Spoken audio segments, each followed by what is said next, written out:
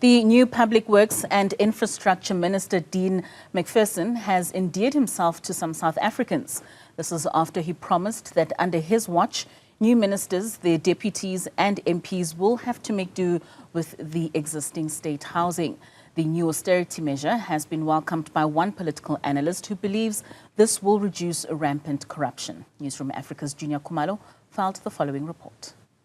To some extent, the executive arm of the state was credited with enabling the systematic political corruption that crippled South Africa, known as state capture. One way such patronage was achieved was through not using available state buildings, but instead leasing inflated properties.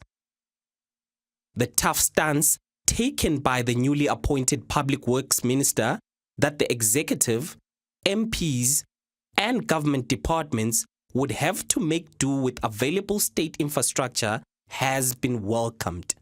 The executive institution since 1994 has been used, first of all, as a center of accumulation to amass wealth. Secondly, it has been used as a terrain to dish out favors to henchmen.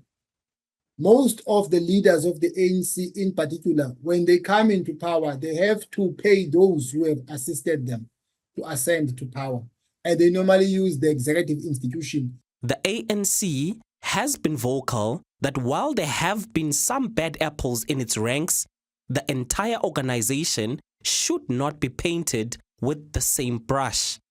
Breakfast's utterances come after Macpherson emphasized that gone are the days where government departments in particular leased properties willy-nilly.